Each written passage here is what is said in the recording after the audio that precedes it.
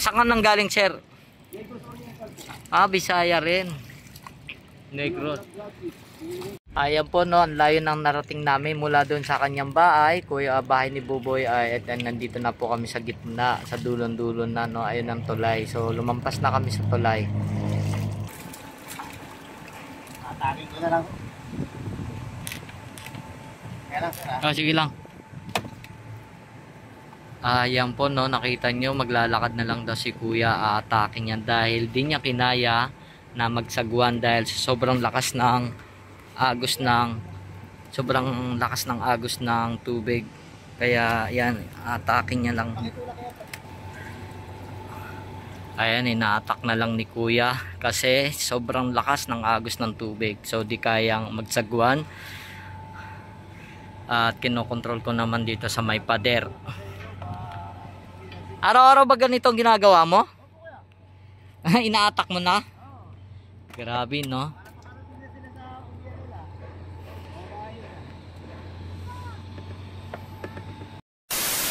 May dumaan ng bangka.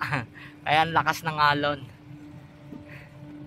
Habang ako'y nakasakay sa bangka ni Tatay Buboy, napapaisip ako sa araw-araw ng buhay niya ay napakatyaga niya dahil sa pabari-bari ang kanyang kinikita ay napakahirap ng buhay.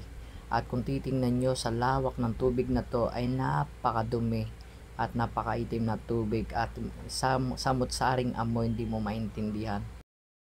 Dito nakatira ang mga suki ni Tatay Buboy dahil kay Tatay Buboy silang umaasa dahil sa tuwing high tide ay hindi sila makadaan sa taas ng tubig. Kay Tatay lamang sila umaasa. Puno ang kabahayan to. Dito? Opo. Ngayon ito na lang. Ito na lang. Kahit nandemolish ba sila? Ang iba daw po nasa Bulacan na. Ayun po, nasa gitna na po kami ng ilog dito sa may tondo na to. At medyo malayo-layo na amin narating ni Kuya Buboy, no? Ayun, na napakatyaga niya dahil sa totoo lang ako hirap na hirap sa kanya dahil napakalakas ng agos ng tubig dito. So dahil sanay na daw siya at ito yung araw-araw na kanyang hanap buhay. Kaya okay lang sa kanya, parang araw-araw nag-exercise din siya.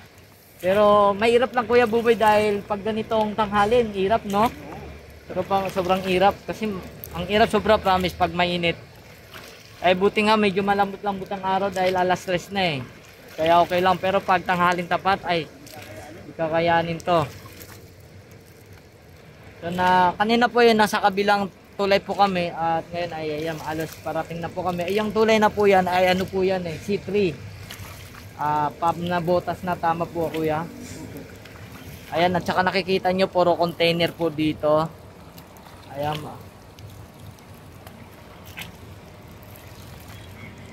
Nasa isip ko parang madali lang to.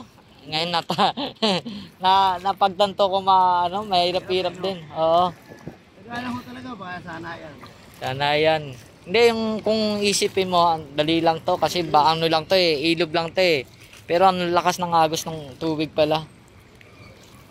Ilo po, nandito na po kami sa pinakadulo ng kabilang tulay. Kanina po nasa kabilang tulay po tayo. Ay ang tulay po yan ay pa C3 na po yan dito sa Nabotas. So, nakikita nyo po may mga looting house po rito. May mga nakatira po dyan sa mga bahay na yan. Ayan, no?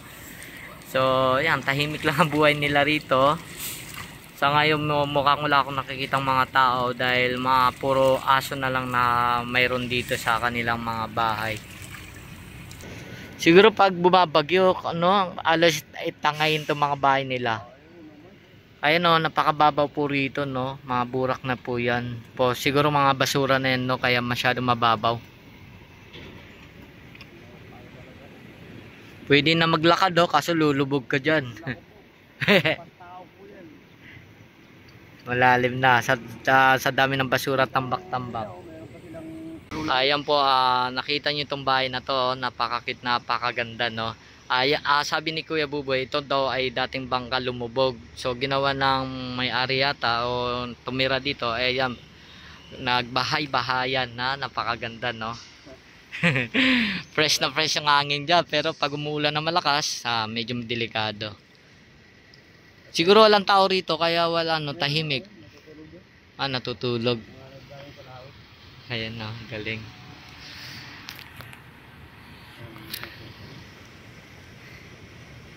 Tahimik na buhay, payak, simple.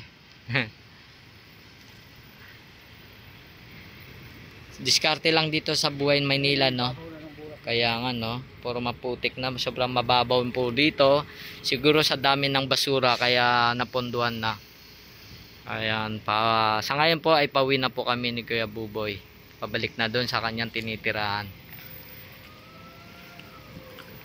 May mailan-ilan din nakatira dito. Ayan, nakikita nyo, 3 bahay.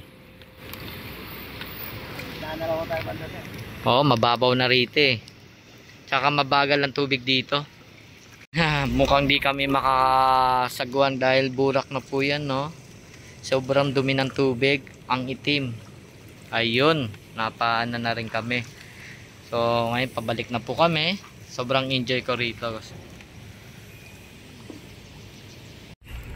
Mukhang ayan po, may nakakasalubong tayo, si tatay po. Alos lahat ng tao rito magkakakilala. Magkakakilala kayo dito, no? Mga tropa.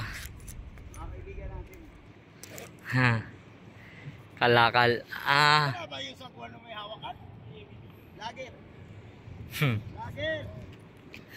Hello po. Kaya susunod sa iyo ako sasama. Kalakal. Ano? Wala nga siya gano'n nakuha ngayon. Bahal mainit? Oh, wala. Kung ano. Ayan po si kuya, nagtsatsaga sa buhay kahit papaano. Malalaki rin, no? Minsan mas malalaki pa dyan, no? Iba malalaki na yan, maliliit lang yan.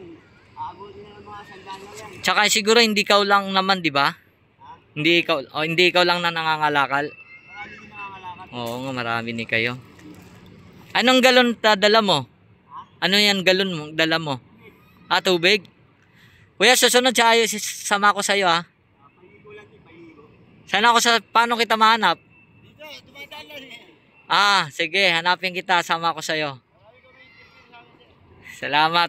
Ingat po. Ang daming bata rito nakatira, oh.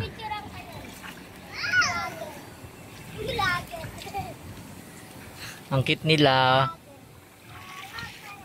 Pwede sa tagal mo dito nagbabangkaw, sa tagal mo dito nakatira, minsan ba nahulog ka rito?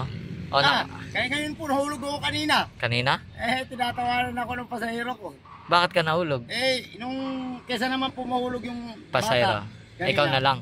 Ang ginawa ko po yung bakal na yun. Tapos gumanon ako. Tinulak mo. Tinulak ko tong bangka para hindi Tapos, Sabi ko, ikaw ang nahulog. ako na lang nagpahulog kasi kesa naman mahulog yung estudyante. Kaya nga. Kaya sinagip ko. Pero tsaka hindi pa lang una yun, no? Ilang beses na. Ilang beses Kesa naman kasi mga bata pasaway. Pero dito sa bahay mo mismo, hindi ka dito nahulog? Ay, hindi ko. Kasi, may kasamang dasal po yun. Panalangin. Hindi, ibig sabihin, hindi maiwasan madigrasya, di ba? Madulas. Madulas, ganyan hindi. Oo, di ba? Kasi binabras ko minsan. Kahit ganyan. Hello po, yan po, pabalik na po kami doon sa aming pinanggalingan sa bahay mismo ni Kuya Buboy at sa kaikot namin dito sa ilog. Salamat sa inyong panonood at please don't forget subscribe at pakiclick lang ng bell button para masubscribe. Lapit na kami sa bahay ni Kuya Buboy.